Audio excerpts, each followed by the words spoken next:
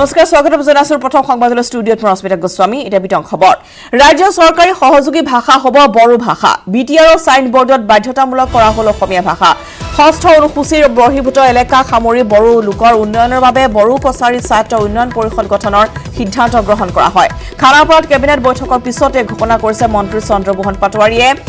APS-C বৰাকৰ প্ৰাৰ্থীৰ বাবে অসমীয়া ভাষা বাধ্যতামূলক নহয় প্ৰাৰ্থীসকলে বঙালী অসমীয়া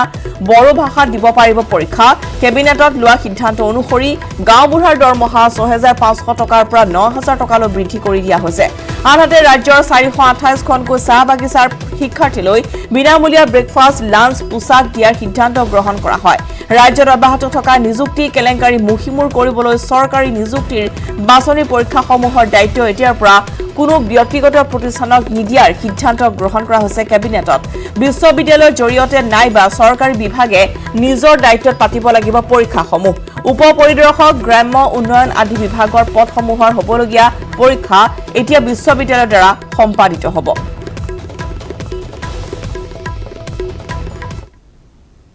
কেবিনেটত কেইবাটাও গুৰুত্বপূৰ্ণ সিদ্ধান্ত হৈছে আৰু তাৰে ভিতৰত এটা সিদ্ধান্ত হ'ল যে Assam hydrocarbon and energy company যিটো আমাৰ ষ্টেট গভৰ্ণমেণ্টৰ PSU আমাৰ Assam hydrocarbon energy company Assam state গভৰ্ণমেণ্টৰ এটা PSU আসাম চৰকাৰৰ গতিকে এই PSUটোৱে আমাৰ অইল এক্সপ্ল'ৰেশ্যনৰ কাৰণে আমাৰ 10% তেওঁলোকে শ্বেয়াৰ ল'ব ইকুইটি দিব আৰু সেইমতে অইল ইণ্ডিয়াৰ লগত আৰু নামৰূপত এখন অইল ফিল্ডত তেওঁলোকে প্ৰায় 30 কোটি টকা তেওঁলোকক মানে শ্বেয়াৰ ল'ব তেওঁলোকক ইকুইটি দিবলৈ দিয়াৰ কাৰণে 30 কোটি গতিকে সেইটো তেওঁলোকক সেইটো মানে আজি কেবিনেটে অনুমোদন দিছে দ্বিতীয় কথাটো হ'ল যে 30 বিঘা মাটি গভৰ্ণমেণ্ট মাটি আমাৰ regional centre for national fishery development বৰ্ডক 30 বিঘা মাটি আমিনগাঁৱত দিয়া হৈছে তাৰপিছত আৰু এটা অন্যতা হৈছে যে গাঁওবুঢ়াসকলে ইমান দিন অসমত তেওঁলোকে 6500 টকা পাই আছিল গতিকে আজি কেবিনেটে অনুমোদন দিছে যে গাঁওবুঢ়াসকলে প্ৰতি মাহে এতিয়া 9000 টকাকৈ লাভ কৰিব APSCৰ পৰীক্ষা হ'ব APSCৰ পৰীক্ষাত আমি অসমীয়া পেপাৰ অসমীয়া ভাষা অসমীয়া পেপাৰখন আমি মেণ্ডেটৰী কৰি দিছিলোঁ কিন্তু এতিয়া বৰাক ভেলী অকল বৰাক ভেলীৰ কাৰণে এটা ৰিলেক্স কৰি দিয়া হৈছে বৰাক ভেলীৰ ক্ষেত্ৰত কিছুমান বিভিন্ন কমিউনিটি আছে যেনে মণিপুৰী আছে অন্যান্য কমিউনিটি আছে গতিকে তেওঁলোকৰ ক্ষেত্ৰত তেওঁলোকে অসমীয়াও ভাল নাজানে ভালকৈ বঙালীও ভালকৈ নাজানে বা বড়োও ভালকৈ নাজানে গতিকে তেওঁলোকৰ ক্ষেত্ৰত এইটো মানে APSCত এই বৰাক ভেলীৰ কেণ্ডিডেটৰ কাৰণে এইটো মানে কম্পালচৰি নহয় আৰু ফলে ডিসেম্বৰৰ ভিতৰত বিটিআৰত অনুষ্ঠিত হ'ব নিৰ্বাচন খানাপাৰাত অনুষ্ঠিত কেবিনেট বৈঠকত লোৱা হৈছে সিদ্ধান্ত আৰু এই বিষয়ে সদৰি কৰে মন্ত্ৰী চন্দ্ৰমোহন পাটোৱাৰী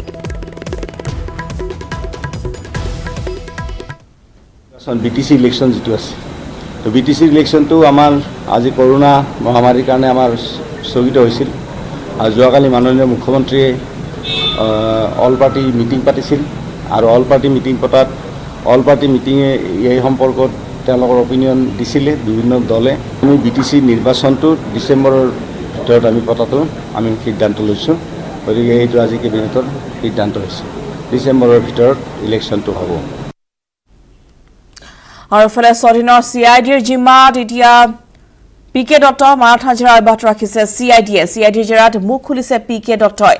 SI কেলেংকাৰী সন্দৰ্ভত জালত পৰাৰ সম্ভাৱনা আছে আৰু কেইজনমান লোকৰ আদালতে CIDৰ জিম্মালৈ প্ৰেৰণ কৰাৰ পিছতে বুধবাৰে GMCHত স্বাস্থ্য পৰীক্ষা কৰা হয় কুখ্যাত PK দত্তৰ MMCHৰ চিকিৎসকৰ পৰামৰ্শ অনুসৰি GMCHত কৰোৱা হয় স্বাস্থ্য পৰীক্ষা কাৰ্ডিঅ' মেডিচিনকে ধৰি বহু কেইজন জ্যেষ্ঠ চিকিৎসকে কৰিছে তেওঁৰ পৰীক্ষা অৱশ্যে সাংবাদিকৰ কোনো প্ৰশ্নৰ উত্তৰ নিদিলে SI নিযুক্তি কেলেংকাৰীৰ মূল খলনায়ক PK দত্তই MMCHৰ পৰা তেওঁক GMCHলৈ লৈ যোৱা হয় স্বাস্থ্য পৰীক্ষাৰ বাবে SI কেলেংকাৰীৰ মূল খলনায়ক এতিয়া জালত পৰাৰ পিছতেই বৰ্তমান CIDৰ জেৰা অব্যাহত আছে স্বাধীনৰ CIDৰ জিম্মা দিয়াৰ পিছতেই বৰ্তমান মাৰাথা জেৰা অব্যাহত ৰখা হৈছে কিন্তু আদালতলৈ নিয়াৰ পিছতে দেখিবলৈ পোৱা গৈছিল যে তাত কোনো ধৰণৰ সংবাদ মাধ্যমৰ লোকৰ সৈতে তেওঁক কথা পাতিবলৈ দিয়া হোৱা নাই বা ভাষ্য সংগ্ৰহ কৰিবলৈ দিয়া হোৱা নাছিল কোনো ধৰণৰ উত্তৰ তেওঁ নিদিলে সাংবাদিকৰ প্ৰশ্নৰ উত্তৰ কোনো নিদিলে কিন্তু তাৰ পিছতো দেখিবলৈ পোৱা গৈছে যথেষ্ট কটকটীয়া নিৰাপত্তা বেষ্টনীৰ মাজত তেওঁক লৈ যোৱা হয় MMCH-লৈ MMCH-ৰ পৰা GMCH-লৈ নিয়া হৈছে তেওঁক স্বাস্থ্য পৰীক্ষাৰ বাবে আৰু ইতিমধ্যে GMCH-ত কৰা হৈছিলে তেওঁৰ কেইবাটাও পৰীক্ষা কাৰ্ডিঅ' নেফ্ৰলজি মেডিচিনকে ধৰি বহুকেইজন জ্যেষ্ঠ চিকিৎসকে তেওঁৰ পৰীক্ষা কৰে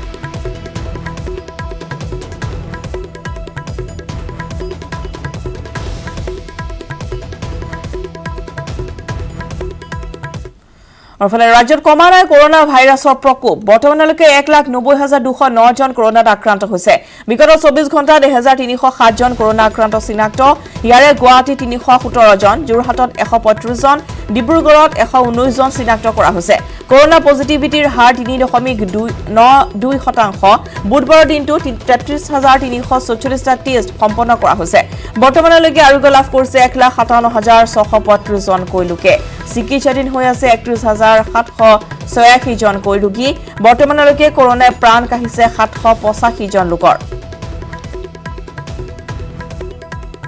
বৰ্তমানলৈকে 1,90,209 জন কৰোনাত আক্ৰান্ত হৈছে ৰাজ্যখনত বিগত 24 ঘণ্টাত 1,307 জন আক্ৰান্ত চিনাক্ত গুৱাহাটীত ইয়াৰ সংখ্যা 317 জন যোৰহাটত 135 জন ডিব্ৰুগড়ত 119 জন চিনাক্ত হৈছে কৰোনা পজিটিভিটিৰ হাৰ বৰ্তমান 3.92% বুধবাৰৰ দিনটোত 33,344টা টেষ্ট ইতিমধ্যে সম্পন্ন কৰা হৈছে বৰ্তমানলৈকে আৰোগ্য লাভ কৰিছে 1,57,635 জনকৈ লোকে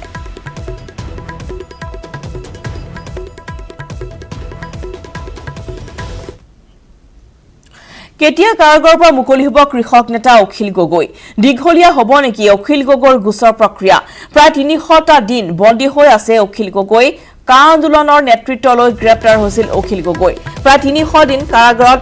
বন্দী হৈ থকাৰ পিছত পুনৰ ৰাষ্ট্ৰসংঘৰ মানৱ অধিকাৰ আয়োগত উত্থাপন হ'ল অখিল গগৈৰ বন্দীত্বৰ প্ৰসংগ অখিল গগৈক মুক্তিৰ আহ্বান জনাই ভাৰত চৰকাৰলৈ পত্ৰ প্ৰেৰণ কৰিছে ৰাষ্ট্ৰসংঘৰ মানৱ অধিকাৰ আয়োগে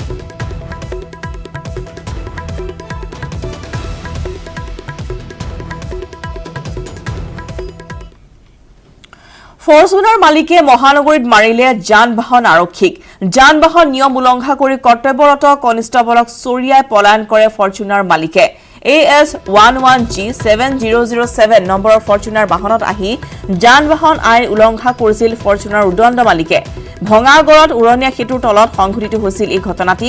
ৰাজগড়ৰ পৰা উলুবাৰী অভিমুখে আহিছিল বাহনখন বীৰেন্দ্ৰ তিৱাৰী নামৰ যান-বাহন শাখাৰ কনিষ্টেবলজনে বাহনখন ৰখাই যদিও উদণ্ড মালিকে চৰিয়াই পলায়ন কৰে অৱশ্যে আৰক্ষীয়ে তৎপৰতাৰে বাহনখন জব্দ কৰিবলৈ সক্ষম হয়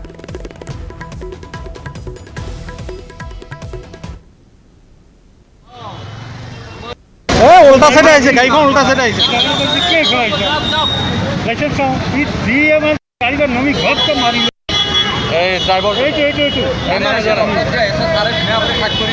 সি উল্টা সাইডে আহিছে চিধা আমিও আছো উল্টা সাইডে আহিছে তেখেতে গাড়ীখন ৰখাবলৈ চাইড কৰাৰ লগে লগে আমি নিজেও আমি নিজে আছো নিজে দেখা পাইছো আমি গাড়ীখন কোন চাইডে পাইছে ৰাধিয়া ৰাস্তা পৰা আহিছে আহি পেলাই গাড়ীখনৰ পৰা নামি চিধা আপোনাক মাৰি দিছে গাড়ীখন নামি কি হ'ল ৰং চাইডেদি আহিছিলে মানে ৰং চাইডেদি আহোঁতে মানে পুলিচটো এই অফিচাৰজনে তাতে ৰখাইছে গাড়ীখন ৰখাৰ পিছত এই গাড়ীৰ মালিকটো ঠাচকৈ নামি দিলে পুলিচটো চৰ মাৰি গালত চৰাইছে খানাপাৰা কোভিড চেণ্টাৰত এক উত্তপ্ত পৰিস্থিতিৰ উদ্ভৱ হৈছে এগৰাকী কোভিড আক্ৰান্ত যুৱতীয়ে উপৰ্যুপৰি চৰিয়ালে এজন যুৱকক বহু লোকৰ চকুৰ সন্মুখতে ঘটি গ'ল এই ঘটনাটি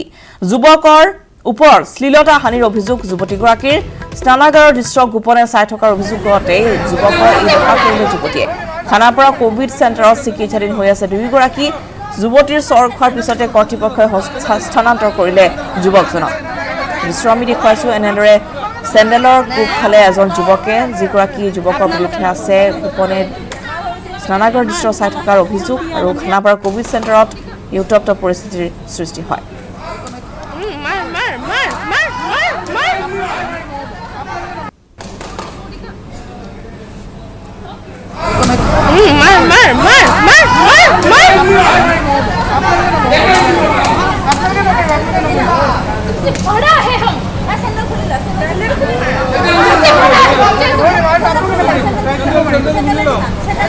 খানাপাৰা কোভিড চেণ্টাৰত এই উত্তপ্ত পৰিস্থিতিৰ সৃষ্টি হয় কোভিড আক্ৰান্ত স্বামী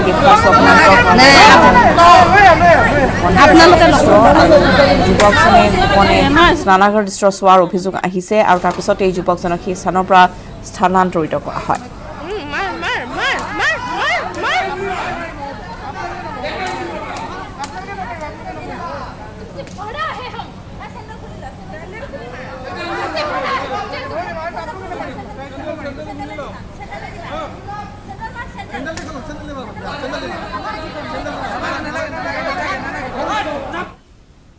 পৰৱৰ্তী খবৰ জিতেন দত্তক আলফাৰ প্ৰাথমিক সদস্য পদৰ পৰা বহিষ্কাৰ সম্ভাৱনা জিতেন দত্তৰ প্ৰসংগত আলফাৰ কেন্দ্ৰীয় কমিটি আৰু কৰ্ম পৰিষদৰ বৈঠক আজি আনুষ্ঠানিকভাৱে ঘোষণা কৰিব আলফাই ৰাইজমেল অনুষ্ঠিত হৈছিল দত্তৰ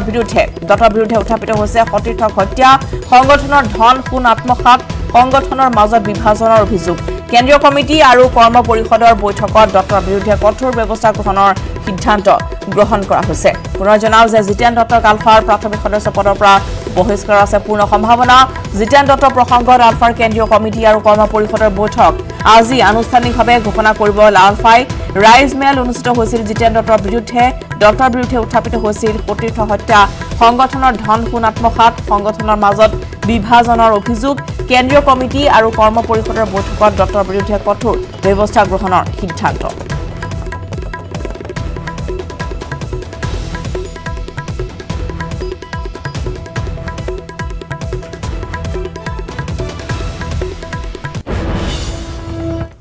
মন্ত্ৰী অতুল বৰালৈ আদালতৰ সকাহ অগপৰ সভাপতি অতুল বৰাৰ নিৰ্বাচন অবৈধ নহয় পূৰ্বৰ নিম্ন দেৱানী আদালতৰ ৰায় স্থগিত ৰাখিলে জিলা ন্যায়াধীশৰ আদালতে নিম্ন দেৱানী আদালতৰ স্থগিতাদেশৰ হুকুম স্থগিত দুখমুক্ত হ'ল অগপৰ কাৰ্যনিৰ্বাহক বৈঠক মন্ত্ৰী অতুল বৰালৈ সকাহ অগপৰ সভাপতি অতুল বৰাৰ নিৰ্বাচন অবৈধ নহয় পূৰ্বৰ নিম্ন দেৱানী আদালতৰ ৰায় বৰ্তমান স্থগিত ৰাখিছে জিলা ন্যায়াধীশৰ আদালতে নিম্ন দেৱানী আদালতৰ স্থগিতাদেশৰ হুকুম স্থগিত ৰখা হৈছে আৰু দুখমুক্ত হৈছে অগপৰ কাৰ্যনিৰ্বাহক বৈঠক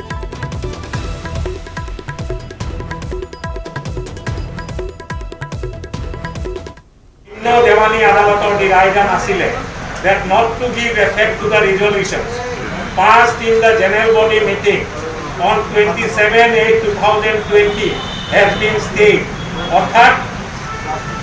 নিম্ন দেৱানী আদালতে যি স্থগিতাদেশ জাৰি কৰিছিলে সেই স্থগিতাদেশ আজি তাৰিখত নাই সেয়েহে অগপৰ নৱনিৰ্বাচিত 27/8/2020 তাৰিখে নৱনিৰ্বাচিত অগপৰ সন্মানীয় সভাপতি অতুল বৰা ডাঙৰীয়াক মই এখন গামোচাৰে পুনৰবাৰ তেখেতক সম্ভাষণ জনালোঁ অসম গণ পৰিষদ জিন্দাবাদ জিন্দাবাদ জিন্দাবাদ গণ পৰিষদ জিন্দাবাদ জিন্দাবাদ জিন্দাবাদ জিন্দাবাদ জিন্দাবাদ জিন্দাবাদ ব্ৰহ্মপুত্ৰৰ বুকুৰে মাজুলী তিনি যুৱকৰ দুঃসাহসিক যাত্ৰা বুধবাৰে মহানগৰী উমানন্দত যাত্ৰাৰ অন্ত পৰে যুৱককেইজনৰ প্ৰকৃতি সুৰক্ষা বহনক্ষম উন্নয়নৰ সজাগতাৰ বাৰ্তা লৈ এই যাত্ৰা আৰম্ভ কৰিছিল যুৱককেইজনে মাজুলীৰ কাৰ্তিক চাপৰিৰ পৰা বাঁহেৰে নিৰ্মিত ভূৰেৰে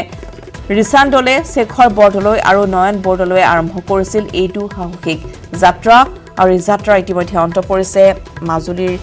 বুকুত বুধবাৰে মহানগৰী উমানন্দত যাত্ৰাৰ অন্ত পৰিছে যুৱককেইজনে মাজুলীৰ পৰা তেওঁলোকে যাত্ৰা আৰম্ভ কৰিছিল আৰু তেওঁলোকৰ যি উদ্দেশ্য আছিল সেয়া আছিল প্ৰকৃতি সুৰক্ষা বহনক্ষম উন্নয়নৰ সজাগতাৰ বাৰ্তা এইসমূহ তেওঁলোকে বাৰ্তা লৈ যাত্ৰা আৰম্ভ কৰিছিল মাজুলীৰ কাৰ্তিক চাপৰিৰ পৰা বাঁহেৰে নিৰ্মিত ভূৰেৰে ৰিচান দলে শেখৰ বৰদলৈ আৰু নয়ন বৰদলৈ আৰম্ভ কৰিছিল এই যাত্ৰাটি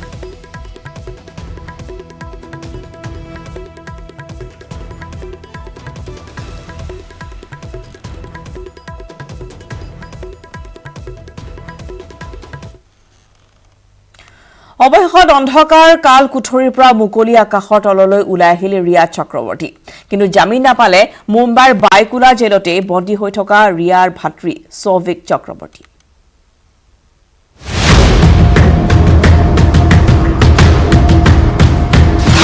অভিনেত্ৰী ৰিয়া চক্ৰৱৰ্তীৰ জামিন লাভ চৰ্ত সাপেক্ষে ৰিয়াৰ জামিন মঞ্জুৰ বম্বে উচ্চ ন্যায়ালয়ৰ জামিন নাপালে ৰিয়াৰ ভাতৃ সৌভিকে বলিউডৰ অভিনেতা সুশান্ত সিং ৰাজপুতৰ ৰহস্যজনক মৃত্যুৰ পিছতে চৰ্চাৰ মধ্যমণি হৈ পৰিছিল সুশান্তৰ প্ৰেয়সী ৰিয়া চক্ৰৱৰ্তী। তদন্তকালত পোহৰলৈ আহিছিল ৰিয়া চক্ৰৱৰ্তীৰ ড্ৰাগছ ব্যৱসায়ীৰে সম্পৰ্কৰ কথা। প্ৰেমিক সুশান্তৰ বাবে ড্ৰাগছ ক্ৰয় কৰিছিল ৰিয়াই। বলিউডত ড্ৰাগছৰ ভয়ংকৰ জালখনেৰে প্ৰত্যক্ষ সংযোগ আছিল ৰিয়া চক্ৰৱৰ্তী আৰু ভাতৃ সৌভিকৰ। তাৰ পাছতে ড্ৰাগছ সৰবৰাহৰ গোচৰত নাৰ্কটিক্স কণ্ট্ৰোল ব্যুৰোৱে বিগত মাহতে গ্ৰেপ্তাৰ কৰিছিল ভাতৃ সৌভিকৰ লগতে ৰিয়া চক্ৰৱৰ্তী। অভিযোগ উঠিছিল ভয়ংকৰ ষড়যন্ত্ৰ ৰচি ৰিয়াই ড্ৰাগছ আসক্ত কৰি হত্যা কৰিছিল সুশান্তক। অৱশেষত এই গোচৰতে বুধবাৰে বম্বে উচ্চ ন্যায়ালয়ে জামিন মঞ্জুৰ কৰিলে ৰিয়াৰ। কিন্তু আদালতে ৰিয়াক বান্ধি দিলে কেইবাটাও কঠোৰ চৰ্ত। ৰিয়াই জমা দিব লাগিব নিজৰ পাছপোৰ্ট। তদন্ত চলি থকাৰ সময়ত বিদেশ ভ্ৰমণলৈ যাব নোৱাৰিব ৰিয়া। প্ৰতি 10 দিনৰ মূৰত মুম্বাই আৰক্ষীৰ ওচৰত হাজিৰ হ'ব লাগিব ৰিয়া। জামিনৰ বাবে 1 লাখ টকাৰ বণ্ড জমা কৰিব লাগিব। গোচৰৰ কোনো সাক্ষীকে সাক্ষাৎ কৰিব নোৱাৰিব ৰিয়াই। हम लोग दीपेश सावंत को रिप्रेजेंट कर रहे थे। आज जजमेंट था, सब बेल एप्लीकेशन 29 तारीख को आर्ग्यू होके आज जजमेंट प्रोनाउंसमेंट के लिए रखा है। कोर्ट ने 2 अक्यूज की बेल रिजेक्ट की है और 3 लोगों को बेल ग्रांट कर दी है, जिसमें रिया, दीपेश और सैम्यूल है, उनको बेल अलाउ हो गई है विद कंडीशंस। और 2 लोग हैं जिनकी रिजेक्ट कर दी है, वो शोविक है और एक जहीद विस्तार करके उन 2 लोगों की बेल, अब्दुल बासित, उनकी 2 लोगों की बेल रिजेक्ट कर दी गई है। एजी ने उसके ऊपर स्टे मांगा है, पर कोर्ट ने एक एडिशनल कंडीशन देके 10 दिन तक के हमें पुलिस स्टेशन अटेंड करना पड़ेगा, वो कंडीशन लगा के स्टे रिजेक्ट कर दिया है एएसजी का ये मैटर में। और कोर्ट ने ये भी हेल्ड कर दिया है कि जितने एनडीपीएस के सेक्शंस है वो सारे नॉन बेलेबल है। अब पूरा रीजनिंग जजमेंट आएगा, उसके बाद ही एनालाइज करके बता सकते हैं, पर फिलहाल 3 आरोपियों को बेल देगी दी। ইফালে ৰিয়াক গ্ৰেপ্তাৰৰ পিছতে পোহৰলৈ আহিছিল বলিউডৰ বহু তাৰকাৰ ড্ৰাগছ আসক্তিৰ কথা। সেই সন্দৰ্ভতো নাৰ্কটিক্স কণ্ট্ৰোল ব্যুৰোৱে অব্যাহত ৰাখিছে অনুসন্ধান। ইফালে এইমছৰ বিশেষ পেনেলৰ ৰিপৰ্টত সুশান্তে আত্মহত্যা কৰা বুলি নিশ্চিত কৰিছে। তেনে সময়তে সুশান্তৰ আত্মহত্যাৰ গোচৰৰ তদন্তত পোহৰলৈ আহিছে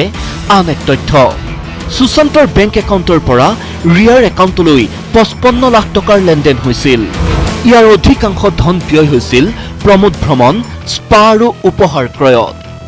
ইফালে সুশান্তৰ পিতৃয়ে অভিযোগ কৰিছিল ৰিয়াই সুশান্তৰ একাউণ্টৰ পৰা সৰকাই নিছিল 15 কোটি টকা। কিন্তু বিগত 5 বছৰত 70 কোটি টকা লেনদেন হোৱা সুশান্তৰ একাউণ্টৰ পৰা অডিট কৰাত ৰিয়াৰ সৈতে মাত্ৰ 55 লাখ টকাৰ লেনদেন হোৱাৰ তথ্যই এতিয়া বিশেষ তাৎপৰ্য বহন কৰিছে। News desk, news 18, Assam north east.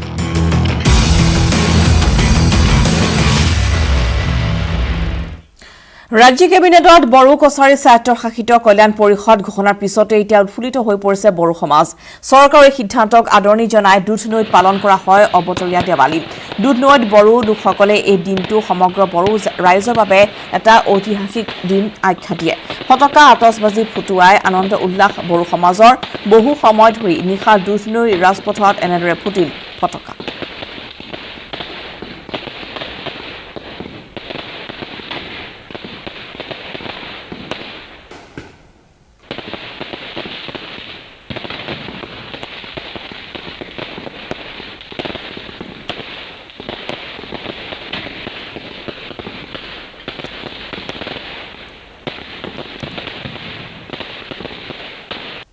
আজি অসম চৰকাৰে আমাৰ বড়ো জনগোষ্ঠীৰ আজি 2টা মানে আমাৰ একদম ঐতিহাসিক মানে সিদ্ধান্ত মানে গ্ৰহণ কৰিলে, সিদ্ধান্ত মানে পাছ কৰিলে। মানে এই 2টা হৈছে BTC বা বৰ্তমানৰ BTRৰ বাহিৰত থকা যিমানবোৰ বড়ো গাঁও, যিমান কেইখন জিলাত বড়ো মানুহ আছে, সেই জিলাবিলাকক সামৰি মানে 6ষ্ঠ অনুসূচীৰ বাহিৰত থকা বড়ো গাঁওবিলাকক লৈ পেলাই এখন Bodo Kachari welfare autonomous council বুলি এটা গঠন কৰিম বুলি এটা মানে সিদ্ধান্ত গ্ৰহণ কৰিলে। বৰ্তমানৰ অসম চৰকাৰে বড়ো ভাষাটো অসমৰ চৰকাৰী সহযোগী ভাষা হিচাপে মানে আজি মানে কেবিনেটত আজি মানে পাছ কৰিলে। সেইটোৰ আনন্দতে আমি বড়ো ৰাইজে আজি আনন্দত মতলীয়া হৈ আছোঁ। খবৰৰ প্ৰথম সংবাদত সময় হৈছে শুনিছো বাতৰি মাছলৈ মন্ত্ৰী হিমন্ত বিশ্ব শৰ্মাক আধা পাগল বুলিলে সাংসদ আজমলে মুখ্যমন্ত্ৰী হবলৈ নাপায় আবুল তাবুল বকিছে হিমন্তই কংগ্ৰেছ এউডিএফৰ মিত্ৰতাত শংকিত হিমন্ত নিৰ্বাচনৰ পিছত হিমন্তক আগ্ৰাৰ মানসিক চিকিৎসালয়লৈ নিয়াৰ কথাও ক'লে বদৰুদ্দিন আজমলে হিমন্তৰ বাবে আল্লাহৰ ওচৰত দুৱা মাগিব আজমলে একদম ফ্ৰাষ্ট্ৰেটেড আপোনালোকে জানে কংগ্ৰেছৰ ভিতৰত যুদ্ধ চলাইছিল চিফ মিনিষ্টাৰ হোৱাৰ কাৰণে তৰুণ গগৈ চাহে দিয়া নাই তাৰপিছত গৈ দৌৰি দিল্লীত গৈ অমিত শ্বাহৰ ওচৰত তাৰ মনে মনে আশা আছিল অমিত শ্বাহ নিজৰ যিকোনো দলে আমি চিফ মিনিষ্টাৰ সেইটোতো হোৱা নাই নিৰাশ হ'ল সৰ্বানন্দে পাইছে 5 বছৰৰ পৰা কষ্ট কৰি আছিল চিফ মিনিষ্টাৰ এইবাৰ পাই যাম এইবাৰে সেইদিন নাম মাধৱ নাই কৈ দিলে চাফ যে সৰ্বানন্দ সোণোৱাল হ'ব এইটোৱে মানুহজনে কি কৰে ক'ত যাব কি মুখৰ পৰা ওলাই নিজেই নাজানে আধা পাগলৰ নিচিনা হৈছে আৰু মানুহজনৰ কাৰণে আমি আপুনি চবে মিলি আমি দোৱা কৰিব লাগে ভাল এজন যোগ্য মানুহ আছিল চিফ মিনিষ্টাৰৰ লালচত পৰি আধা পাগল ৰাজ্যৰ এটা বিশেষ বিধানসভা সমষ্টিটোত মাত্ৰ দুবাৰহে অকংগ্ৰেছী বিধায়ক নিৰ্বাচিত হৈছে অধিকাংশ সময় সমষ্টিটোক প্ৰতিনিধিত্ব কৰিছে এটা পৰিয়ালে আৰু এইবাৰ এই সমষ্টিটোত চকু দিছে বিজেপিয়ে কংগ্ৰেছৰ অভেদ্য দুৰ্গত হেন চকু বিজেপিক লাগে নাজিৰা সমষ্টি অকংগ্ৰেছীৰ বাবে সম্ভৱতে নাজিৰা দখল ঠিকেই ৰাজ্যৰ নাজিৰা সমষ্টিটো এটা বিশেষ সমষ্টি নাজিৰা সমষ্টিৰ যদি পৰিসংখ্যা চোৱা যায় তাত দেখা যায় অকংগ্ৰেছীৰ বাবে বৰ সহজ নহয় জয়ী হোৱা সমষ্টিটোত মাত্ৰ দুবাৰ জয়ী হৈছে অকংগ্ৰেছী 1988 উপনিৰ্বাচনত অগপৰ তনু কোঁৱৰ 2006 চিপিআইৰ দ্ৰুপদ বৰগোহাঁই জয়ী হৈছিল উল্লেখযোগ্য যে 1967 চনৰ পৰা 8 বছৰৰ বাবেহে প্ৰাক্তন মুখ্যমন্ত্ৰী হিতেশ্বৰ শইকীয়াৰ পৰিয়ালৰ বাদে আনৰ হাতলৈ গৈছিল সমষ্টিটো সুদীৰ্ঘ 45 বছৰ শইকীয়া পৰিয়ালৰ হাতত নাজিৰা পিছে এইবাৰ সমষ্টিটোত হেন চকু গেৰুৱা দল বিজেপিৰ সমষ্টিটোত একেদিনাই 7টা পথৰ আধাৰশিলা কৰি এক প্ৰকাৰ নাজিৰা দখলৰ বাবে ৰণসিঙা বজালে মন্ত্ৰী ডক্টৰ হিমন্ত বিশ্ব শৰ্মাই সমষ্টিটোত বিজেপিৰ যুৱনেতা ময়ূৰ বুঢ়াগোহাঁই বিজেপিৰ টিকট প্ৰত্যাশী প্ৰহ্লাদ গোৱালাও নাজিৰা সমষ্টিত আজি 60 বছৰ যিখিনি মানুহে দুখ দুৰ্গতি ভুগি আহিছে 60 বছৰ নাজিৰা সমষ্টি উন্নয়নৰ নামত শূন্য গতিকে আমি নাজিৰা সমষ্টিত এবাৰ কেনেকৈ ভাৰতীয় জনতা পাৰ্টি প্ৰাৰ্থী জিকাব পাৰি আমি সেই কথাটোহে বেছি গুৰুত্ব দিছোঁ কোনে প্ৰাৰ্থী পাব কোনে নাপাব সেইটো আমাৰ কাৰণে খুব সৰু কথা ভাৰতীয় জনতা পাৰ্টিৰ প্ৰত্যেকজন নিষ্ঠাৱান কৰ্মীয়ে এটাই লক্ষ্য লৈছে যে এবাৰ ভাৰতীয় জনতা পাৰ্টি যি প্ৰাৰ্থী হ'ব তেওঁ এই সমষ্টিৰ পৰা জিকাই নিয়াৰ দায়িত্ব তেওঁলোকে লৈছে আৰু আজি তাৰিখত তৃণমূল পৰ্যায়ৰ পৰা ভাৰতীয় জনতা পাৰ্টিৰ প্ৰত্যেকজন কৰ্মী বিষয়ববীয়া আৰু সদস্যসকলে খুব ভালদৰে কাম কৰিছে ময়ূৰ বুঢ়াগোহাঁই বিজেপি জয়ী হ'ব বুলি দাবী কৰিলেও বিধায়ক তথা বিৰোধী দলপতি দেৱব্ৰত শইকীয়াৰ দাবী নাজিৰাবাসী শইকীয়া পৰিয়ালৰ লগত এতিয়া অপেক্ষা সময়লৈ এটা কথা ঠিক যে নাজিৰা দখল বৰ সহজো নহ'ব বিজেপিৰ বাবে তথাপিও প্ৰচেষ্টা অব্যাহত ৰাখিছে শইকীয়া পৰিয়ালৰ দুৰ্গত আঘাত হানিবলৈ কেমেৰাত সঞ্জয় বৰাৰ সহযোগত Raju Baruah news 18 Assam north east 2020 বৰ্ষৰ ৰসায়ন বিজ্ঞানৰ নোবেল বঁটা ঘোষণা দুগৰাকী বিজ্ঞানীলৈ এই সন্মানীয় বঁটা ফ্ৰান্সৰ বিজ্ঞানী ইমানুৱেল কাৰ্পেণ্টালৈ ৰসায়নৰ নোবেল বঁটা লগতে আমেৰিকাৰ বিজ্ঞানী জেনিফাৰ এ ডোডনালৈ ৰসায়নৰ নোবেল বঁটা জেনম এডিটিং বিষয়ৰ গৱেষণাৰ বাবে এই সন্মান আগবঢ়োৱা হৈছে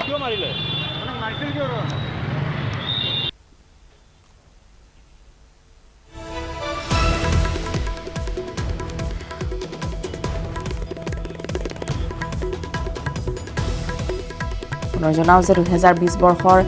ৰসায়ন বিজ্ঞানৰ নোবেল বঁটা ঘোষণা কৰা হৈছে দুগৰাকী বিজ্ঞানীলৈ এই সন্মানীয় বঁটা আগবঢ়োৱা হৈছে ফ্ৰান্সৰ বিজ্ঞানী ইমানুৱেল কাৰ্পেণ্টালৈ ৰসায়নৰ নোবেল বঁটা লগতে আমেৰিকাৰ বিজ্ঞানী জেনিফাৰ এ ডোডনালৈও ৰসায়নৰ নোবেল জেনম এডিটিং বিষয়ৰ গৱেষণাৰ বাবে সন্মান আগবঢ়োৱা হৈছে জিনিয়া সম্পাদনাৰ পদ্ধতি বিকাশৰ বাবে সন্মান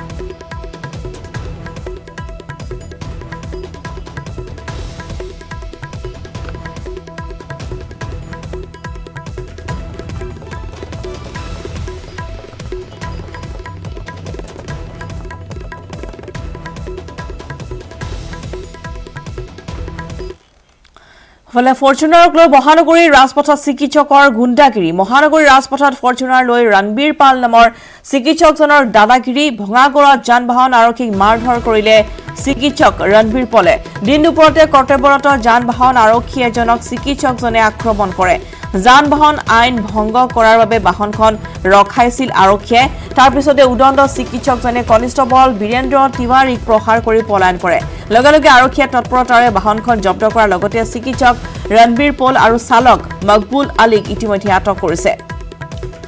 এখন ফৰ্চুনাৰক লৈ মহানগৰীৰ ৰাজপথত চিকিৎসকৰ গুণ্ডাগিৰি যি দৃশ্য ইতিমধ্যে আমি আপোনালোকক দেখুৱাইছো আৰু মহানগৰীৰ ৰাজপথত এনেদৰে ফৰ্চুনাৰ লৈ ৰণবীৰ পল নামৰ এজন চিকিৎসকে এনেদৰে চলালে গুণ্ডাগিৰি কৰ্তব্যৰত আৰক্ষীক তেওঁ মাৰপিট কৰিছে তাৰ পিছতে পলায়নৰ চেষ্টা কৰিছিল যদিও ইতিমধ্যে বাহনখন আটক কৰা হৈছে যান-বাহন আৰক্ষীক মাৰধৰ কৰি পলায়নৰ চেষ্টা কৰিছে চিকিৎসক ৰণবীৰ পলে আৰু দিন দুপৰতে এনেদৰে কৰ্তব্যৰত যান-বাহন আৰক্ষী এজনক চিকিৎসকে আক্ৰমণ কৰা ঘটনাই এতিয়া বিভিন্নজনে সমালোচনা কৰিছে যান-বাহন আইন ভংগ কৰিছিল বাহনখনৰ গৰাকীয়ে বাহনখন ৰখাইছিল তাৰ বাবে আৰক্ষীয়ে তাৰ পিছতে উদণ্ড চিকিৎসকজনে কনিষ্টবল বীৰেন্দ্ৰ তিৱাৰীক প্ৰহাৰ কৰি পলায়ন কৰে লগে লগে আৰক্ষীয়ে তৎপৰতাৰে বাহনখন জব্দ কৰাৰ লগতে চিকিৎসক ৰণবীৰ পল আৰু চালক মকবুল আলীক ইতিমধ্যে আটক কৰিছে পুনপটীয়াকৈ কৈছো এই সন্দৰ্ভত অধিক তথ্যৰ বাবে আমাৰ সতীৰ্থ সাংবাদিক গুঞ্জন কলিতাৰ কাষলৈ গুঞ্জন আচলতে কি হৈছিল সমগ্ৰ ঘটনাটো ইতিমধ্যে স্থানীয় ৰাইজে অভিযোগ উত্থাপন কৰিছে প্ৰত্যক্ষদৰ্শীয়ে কৈছে যে যান-বাহন আইন উলংঘা কৰিছিল এখন ফৰ্চুনাৰে বৰ্তমান শেহতীয়া আৰু কি তথ্য আপুনি লাভ কৰিছে হয় ৰশ্মিতা এয়া আছিল বুধবাৰৰ দিনৰ 11 বজাৰ ঘটনা আৰু স্থান আছিল ভঙাগড় উৰণীয়া সেতুৰ তলত আৰু তাত যান-বাহন নীতি উলংঘা কৰাৰ বাবে যেতিয়া আৰক্ষীয়ে এই বাহনখন ৰখাইছিল সেই বাহনখনৰ গৰাকীয়ে তেতিয়া আৰক্ষীক অশালীন মন্তব্য কৰিছিল আৰু আৰক্ষীৰ গাত হাত দিবলৈ তেওঁ কুণ্ঠাবোধ কৰা নাছিল আৰু তাৰ পিছতে ভঙাগড় আৰক্ষীয়ে চালকসহ যিগৰাকী বাহনখনৰ গৰাকীক কৰায়ত্ব কৰিছে লগতে বাহনখন জব্দ কৰিছে বাহনখন বৰ্তমান ভঙাগড় আৰক্ষী থানাত ৰাখি থোৱা হৈছে আৰু বাহনখনৰ গৰাকী ৰণবীৰ পল আৰু চালক মকবুল আলীক ইতিমধ্যে আটক কৰি ৰাখিছে ভঙাগড় আৰক্ষী থানা এয়া দেখিছে যে AS11G7007 নম্বৰৰ এয়া এখন ফৰ্চুনাৰ গাড়ী আৰু এই বাহনখন যোগে এই ৰণবীৰ পল আৰু চালক মকবুল আলী কালি ভঙাগড় ব্ৰিজৰ তলত আহিছিল আৰু তাতে আৰক্ষীৰ সৈতে হতাহতি বা আৰক্ষীৰ সৈতে বাকবিতণ্ডাত লিপ্ত হৈছিল আৰু তাৰ পিছত সেই যদিও বা এই ঘটনাটোৰ কোনো এতিয়ালৈকে এফআইআৰ ৰুজু কৰা হোৱা নাই বা এফআইআৰ দিয়া হোৱা নাই কিন্তু এই মুহূৰ্তত আটক কৰি দিছপুৰ থানাতে ৰাখি থোৱা হৈছে ইয়াৰ পৰৱৰ্তী সময়ত কি ব্যৱস্থা ল'ব ইয়াৰ শীৰ্ষ আৰক্ষী বিষয়াসকল আহিলে সেই বিষয়ে গম পোৱা যাব কিন্তু যি সময়ত কৰোনাৰ মহামাৰীৰ সময়ত চিকিৎসকসকলে আগশাৰীত নেতৃত্ব দিছে বা তেওঁলোকৰ ফ্ৰণ্টলাইন ৱাৰিয়ৰ বুলি সকলোৱে সন্মান কৰি নাম তেওঁলোকক শ্ৰদ্ধা জনাইছে একে সময়তে আৰক্ষীয়েও এই কৰোনাৰ মাজতে ইজনৰ পিছত সিজনকৈ আৰক্ষী বিষয়া আক্ৰান্ত হৈছে জোৱান আক্ৰান্ত হৈছে কিন্তু তেওঁলোকেও কিন্তু নিজৰ কৰ্তব্য পালন কৰি আছে গতিকে এই আৰক্ষীৰ কৰ্তব্য পালন কৰিবলৈ যাওঁতে এগৰাকী ব্যক্তিগত খণ্ডৰ চিকিৎসক ৰণবীৰ পল তেওঁ আহি যি ধৰণে অশালীন মন্তব্য বা আৰক্ষীৰ হতাহতিত লিপ্ত হৈছে আৰক্ষীৰ লগত সেয়েহে তেওঁক আটক কৰি থানালৈকে লৈ অহা হৈছে আৰু বাহনখনৰ লগতে বাহনৰ গৰাকী আৰু চালক দুয়োগৰাকী এতিয়া ভঙাগড় আৰক্ষী থানাতে ৰাখি থোৱা হৈছে ৰশ্মিতা হয় নিশ্চয়কৈ ভঙাগড় আৰক্ষী থানাত ৰখা হৈছে দুয়োগৰাকীকে কিন্তু ইতিমধ্যে গুঞ্জন আপুনি জনাইছে যে আচলতে চিকিৎসক যাক বৰ্তমান সন্মান কৰা হয় দেৱতাৰ জ্ঞান কৰা হয় তাৰ পিছতো কিন্তু চিকিৎসকৰ এনে যি কাণ্ড সংঘটিত হৈছে তাক লৈ এতিয়া বিভিন্নজনে সমালোচনা কৰিছে আৰু দেখিবলৈ পোৱা গৈছে গুঞ্জন যে এয়া প্ৰথমটো ঘটনা নহয় যান-বাহন আৰক্ষীক যিমানেই আচলতে দেখিবলৈ পোৱা যায় যে কঠোৰ হৈ পৰে যদিও বহু সংখ্যক লোকে কিন্তু এনেধৰণে আইন উলংঘা কৰে আমি এই মুহূৰ্তত আপোনাক ধন্যবাদ জনাব লাগিব পৰৱৰ্তী সময়ত অধিক তথ্য আমি লাভ কৰিম মহানগৰীৰ ৰাজপথত ফৰ্চুনাৰক লৈ ইতিমধ্যে যিগৰাকী ব্যক্তিগত খণ্ডৰ চিকিৎসক ৰণবীৰ পলে যি গুণ্ডাগিৰি চলালে তাৰ পিছতে ইতিমধ্যে গ্ৰেপ্তাৰ কৰা হৈছে অৰ্থাৎ আটক কৰি অনা হৈছে থানালৈ লগতে চালকো আছে তেওঁৰ সৈতে ৰণবীৰ পল নামৰ চিকিৎসকজনৰ কাণ্ডত এতিয়া হতচকিত হৈ পৰিছে কৰ্তব্যৰত আৰক্ষী খবৰ নিজাম সময় হৈছে এটি বিৰতিৰ